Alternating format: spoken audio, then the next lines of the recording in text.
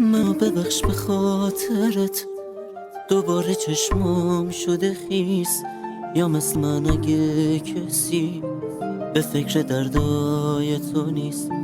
خودت میدونی که برام از خودمم مهمتری. ببخش که هر شب از توی فکر و خیالم میگذری.